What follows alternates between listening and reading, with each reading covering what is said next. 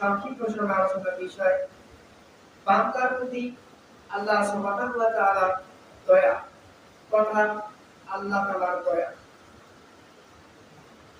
আমরা বিগত সপ্তাহে সংক্ষিপ্ত সময় অতিরিক্ত আলোচনা করেছি যে আল্লাহ সুবহানাহু ওয়া তাআলা অত্যন্ত দয়াশীল, আল্লাহ তাআলা খুবই করুণাময়, আল্লাহ তাআলা অতি দয়ালু। সেজন্য আল্লাহ সুবহানাহু ওয়া তাআলা তার বান্দাদেরকে উৎসাহিত করার জন্য যেন আমরা নিরাশ না হয়ে যাই, সেজন্য আল্লাহ তাআলা নিজের বক্তব্যকে নিজে কোরআনের মধ্যে উপস্থাপন করে দিয়েছেন। বলি সুবহানাল্লাহ। আল্লাহ সুবহানাহু ওয়া তাআলা সূরাতুল জুমারে 53 নম্বর আয়াতে আল্লাহ তাআলা বলেন, কুল ইয়া ইবাদিয়াল্লাযীনা আসরাফু আলা আনফুসিহিম, হে আমার বান্দাগণ, তোমরা যারা নিজেরা গুনার মধ্যে লিপ্ত হয়েছো, তোমরা যারা অপরাধ করেছো, অন্যায় করেছো, জুলুম করেছো, নিজের প্রতি করেছো, অন্যের প্রতি করেছো, লা তাকনাতু মির রাহমাতিল্লাহ, তোমরা আমার রহমত হইতে নিরাশ হইও না। সম্মানিত উপস্থিতি, আমরা শুধু গত সপ্তাহে এতটুকুর উপরে বিস্তারিত যতটুকু আলোচনা শুনতে পেরেছি করেছি ইনশাআল্লাহ তাআলা। আল্লাহ তাআলা তাকে পরের বাক্যের কথা এই আয়াতের পরের অংশে আল্লাহ সুবহানাহু ওয়া তাআলা আমাদের জন্য চমৎকার একটা কথা ঘোষণা করে দিয়েছে। সম্মানিত উপস্থিতি, আল্লাহ তাআলা শুনতে বললেন যে তোমরা আমার বান্দাগণ অপরাধ করেছো, অপরাধ করার পর তোমরা নিরাশ হইও না। ইন্নাল্লাহা, নিশ্চয় আল্লাহ তাআলা ইয়াগফিরু যুনুবা জামিআ। সুবহানাল্লাহ। আল্লাহ তাআলা বলে আমি আল্লাহ তাআলা তোমাদের পাপসমূহকে ক্ষমা করে দিই, করে দেয়। সুতরাং নিরাশ হওয়ার কোনো এখানে প্রশ্নই আসে না। এই যে ইন্নাল্লাহা ইয়াগফিরু যুনুবা জামিআ, এই আয়াতের সংক্ষিপ্ত ব্যাখ্যা হিসেবে একটা হাদিস আপনাদের সামনে উপস্থাপন করতেছি ইনশাআল্লাহ তাআলা। হযরত আবু হুরায়রা রাদিয়াল্লাহু তাআলা আনহু তিনি বর্ণনা করেছেন, আল্লাহর নবী সাল্লাল্লাহু আলাইহি ওয়াসাল্লাম তিনি বলেছেন, যদি কোন মুমিন বান্দা জানতো যে আল্লাহ সুবহানাহু ওয়া তাআলা জাহান্নামের মধ্যে কোন আযাব করে প্রস্তুত করে রেখেছে, যদি কোন মুমিন বান্দা জানতো জাহান্নামের আযাবের ভয়াবহতা, তাহলে সে কখনো জান্নাতের আশা করত না।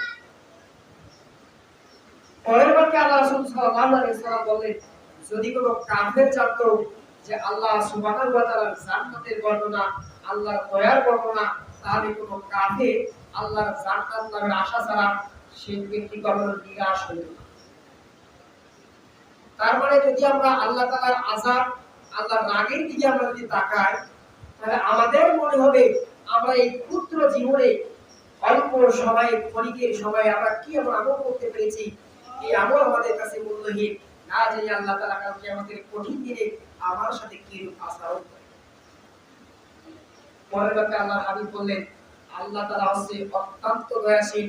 ইন্নাল্লাহা ইয়াগফিরু যুনুবা জামিআ, নিশ্চয় আল্লাহ তাআলা আমাদের পাপসমূহ ক্ষমা করে দিবেন। তারা যদি এই কথা জানতো, মানে কাফির শব্দ অবিশ্বাসী যদি এই কথা জানতো, তাহলে তারা কখনো নিরাশ হতো না। তারা ভাবতো যে আল্লাহ যেহেতু দয়ালু, আল্লাহ যেহেতু ক্ষমাশীল, সুতরাং আমরা জান্নাতে যাব। সম্মানিত উপস্থিতি, সুতরাং আল্লাহ সুবহানাহু ওয়া তাআলা অত্যন্ত দয়াশীল এবং করুণাময়। আল্লাহ সুবহানাহু ওয়া তাআলা তার পরের বাক্যে বলতেছে, ইন্নাহু হুয়াল গফুরুর রহিম, নিশ্চয় আল্লাহ সুবহানাহু ওয়া তাআলা গফুর তথা ক্ষমাশীল, অতি ক্ষমাশীল, অতি ক্ষমাশীল।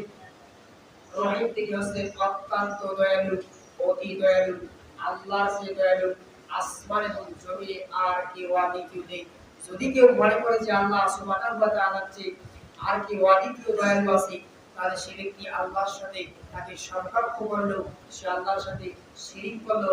অথচ আল্লাহ তাআলা সরাসরি বলে দিয়েছে, কাল কিয়ামতের কঠিন দিনে বান্দা যদি আসমান জমিন সমপরিমাণ গুনাহ নিয়ে আসে, পাহাড় সমপরিমাণ গুনাহ নিয়ে আসে, আর যদি আমি আল্লাহ তাআলার সাথে অংশীদারি স্থাপন না করি, কাউকে শরীক না করি, তাহলে আমি আল্লাহ সুবহানাহু ওয়া তাআলা তার জীবনের সমস্ত গুনাহকে মাফ করে দেব।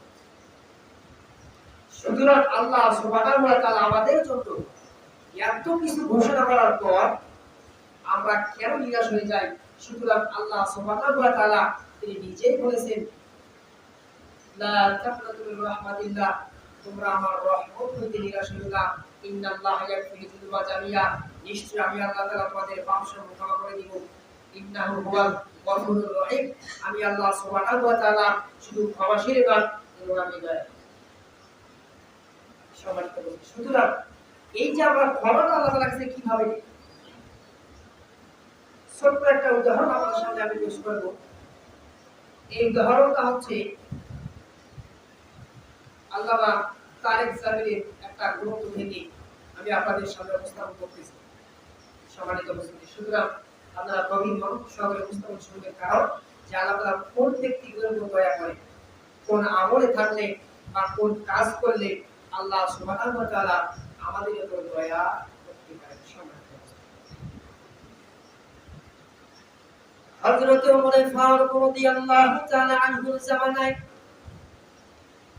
এমন একজন গায়ক ছিলেন, এমন একজন ব্যক্তি ছিলেন, সেই ব্যক্তিটা সবসময় সে তার কণ্ঠ বেশি খেতেন, মানুষের গান করে খেতেন। এমন এক সময় হয়ে গেল যখন রাদিয়াল্লাহু তাআলা ইসলামের কথাগুলো মানুষের সামনে বলতে শুরু করে দিলেন যে গান বাজনা শোনা, গান বাজনা করা, বাদ্যযন্ত্রের সাথে জড়িত থাকা এটা হচ্ছে হারাম, এটা হচ্ছে আল্লাহর নাফরমানি একটা কাজ। তখন এই ব্যক্তি কি করলেন? প্রকাশ্যে গান করা বাদ দিয়ে তখন গোপনে গোপনে গান করা শুরু করে দিলেন। তখন গোপনে গোপনে আল্লাহ সুবহানাহু ওয়া তাআলার সাথে নাফরমানি করা শুরু করে দিলেন।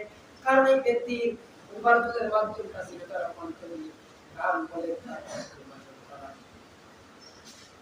ওই ব্যক্তি যখন রাতের অন্ধকারে মানুষকে রাজি খুশি করার জন্য, দুনিয়ার মানুষের সন্তুষ্টি লাভের জন্য গান গেয়ে টাকা উপার্জন করে, এমন একটা সময় এসে যায় এই মানুষটা যখন মৃত্যুকালে তথা বয়স্ক হয়ে যায়, তখন আর তার কণ্ঠের মধ্যে মন থাকে না, তখন আর কণ্ঠের মধ্যে সুর থাকে না, তখন সে ব্যক্তির জীবন চলাটা মুশকিল হয়ে যায়, জীবন চলাটা বিপদগ্রস্তের মধ্যে পড়ে যায়।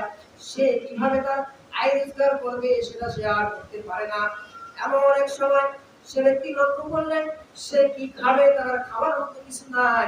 কারণ এই ব্যক্তি মনে করেছেন যে আমি তো আল্লাহ সুবহানাহু ওয়া তাআলার বিধানকে লঙ্ঘন করেছি, আমি তো আল্লাহ তাআলার সাথে নাফরমানি করেছি, না জানি আল্লাহ তাআলা আমার সাথে আজকে কি আচরণ করে। যুবক বয়সে সে তার কণ্ঠ বেঁচে যেত, কিন্তু একটা জিনিস মনে করবেন, এই আপনার কণ্ঠটা সারা বছর আর চলবে না।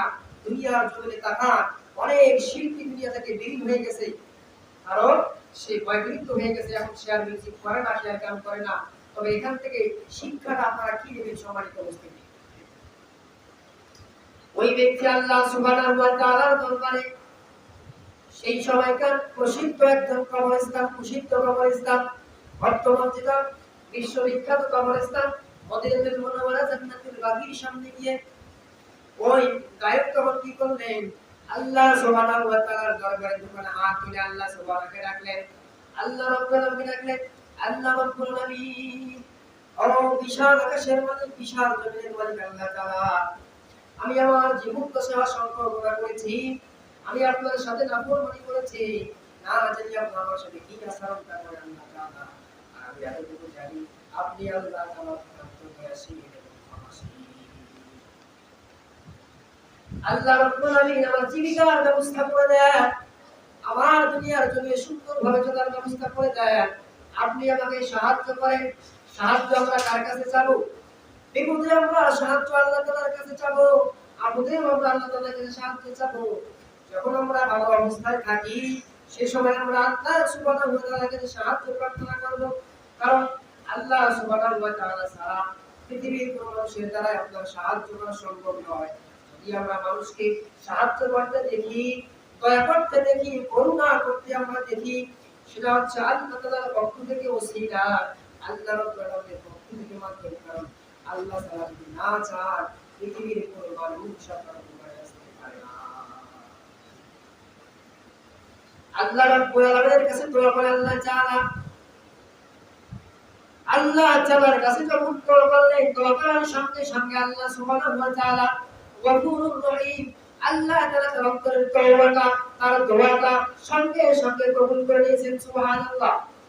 কারণ যে ব্যক্তি তওবাতান নসুহা করবে, পূর্বের গুনাহকে আল্লাহ তাআলার কাছে মাফ চাবে, আর পূর্বের গুনাহ করবে না, আল্লাহ তাআলা সেই ব্যক্তির সঙ্গে সঙ্গে দোয়া কবুল করে নেন। ওই ব্যক্তির দোয়াটা কবুল করে নিলেন।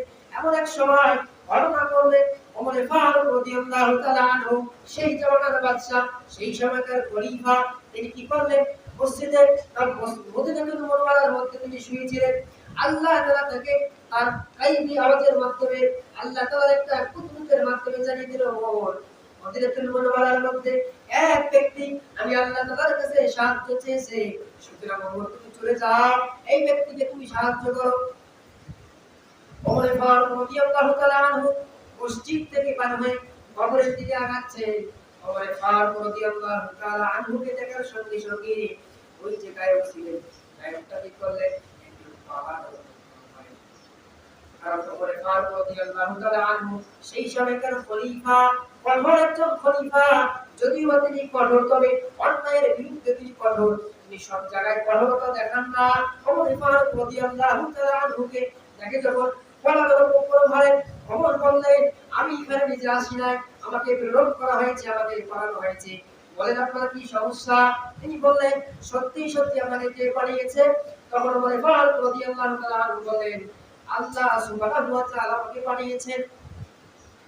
এই কথা বলার সঙ্গে সঙ্গে ওই ব্যক্তি আল্লাহ তাআলার দরবারে দোয়া করলেন, আল্লাহ রাব্বুল আলামিন, আল্লাহ তাআলা, আমি আপনার কাছ থেকে মুখ ফিরিয়ে নিয়েছি, কিন্তু আপনি আমার কাছ থেকে মুখ ফিরাই নেন নাই।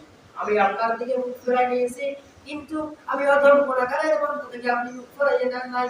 আল্লাহ রাব্বুল আলামিন এই কথা যখন ব্যক্তি বললেন, এই কথা বলার সঙ্গে সঙ্গে খুব জোরে একটা চিৎকার দিয়া সঙ্গে সঙ্গে জমিনের মধ্যে পড়ে যায়। ওই ব্যক্তি শেষ নিঃশ্বাস ত্যাগ করলেন। এই যে ঘটনাটা আমি বললাম, বলার পিছনে সবচাইতে বড় কারণ, এক নম্বর কারণটা হচ্ছে, দুই জায়গা থেকে আপনারা শিক্ষা নিতে পারেন, দুইটা মেসেজ আপনাদের জন্য। এক, যে আল্লাহ সুবহানাহু ওয়া তাআলা তিনি ক্ষমাশীল এবং দয়ালু। আর দুই নম্বরটা হচ্ছে, যে ব্যক্তি তওবাতান নাসুহা, তথা খাঁটি তওবা করবে, খালিস তওবা করবে, ওই ব্যক্তিকে আল্লাহ সুবহানাহু ওয়া তাআলা মাফ করে দিবেন। সুবহানাল্লাহ। সবার তো বুঝতে, সুতরাং আল্লাহ তাআলার দয়া থেকে নিরাশ হওয়ার কোনো অবসর নাই। আমরা সব সময় আল্লাহ তাআলার দয়ার মধ্যে আছি। কারণ কত জুমায় বলেছিলাম, আল্লাহর কাছে আছে 100 ভাগ দয়া। শুধুমাত্র আল্লাহ তাআলা মানুষ, জীব, কীট পতঙ্গ, আল্লাহ তাআলার অসংখ্য সৃষ্টির মাঝে 1% দয়া দিয়েছেন। এই দয়া দ্বারা আমরা কি করি? একজন আর একজনের প্রতি আমরা দয়া আচরণ দেখাই, করুণাশীল হই, মায়াশীল হই। সুতরাং বাকি 99 ভাগ দয়া দিয়ে আল্লাহ তাআলা যেদিন কাল কিয়ামতের কঠিন দিনে আসবে, সেই দিন আশা করা যায়, ও আল্লাহ তাআলা বলেন, বান্দারা আমার, তোমরা অন্যায় করেছো ঠিক আছে, লা তাকনাতু মির রাহমাতিল্লাহ, তোমরা আমার রহমত থেকে নিরাশ হইও না। সুতরাং আসুন আমরা সকলেই আল্লাহ সুবহানাহু ওয়া তাআলার দরবারে খাঁটি তওবা করি। আল্লাহ সুবহানাহু ওয়া তাআলার করুণাশীল বান্দাদের অন্তর্ভুক্ত আমরা হয়ে যাই। কারণ যদি আমরা নিরাশ হয়ে যাই, শয়তান আমাদেরকে আরো ওয়াসওয়াসা দিবে যে পাপ আমরা করেছি নাকি সেই পাপ আল্লাহ তাআলা ক্ষমা করবে। তিনি আমাদের মাঝে কি করে? হতাশা সৃষ্টি করে দেন। গত কয়েকদিন আগে, মানে 2 দিন আগের একটা ইতিহাস, বিসিএস ক্যাডার, তিনি অত্যন্ত প্রশাসনের বড় পর্যায়ের একজন মানুষ, কিন্তু হতাশা তার মধ্যে কাজ করেছে, শয়তান তার মধ্যে ভর করেছে, তার মধ্যে একটা ডিগ্রেশন কাজ করেছে। কাজ করার পর নিজের বন্দুক নিজের মাথায় ঠেকিয়ে সে একটা চিরকুট লিখে দুনিয়ার জমিন থেকে পরকালের দিকে বিদায় হয়েছে। সুতরাং শয়তানের ওয়াসওয়াসা থেকে সাবধান। আপনি গুনাহ করেছেন, আল্লাহর কাছে মাফ চান, আল্লাহ সুবহানাহু ওয়া তাআলা মাফ করে দিবেন। ওয়া আলাইনা ইল্লাল বালাগ। আসসালামু আলাইকুম ওয়া রাহমাতুল্লাহি ওয়া বারাকাতুহু।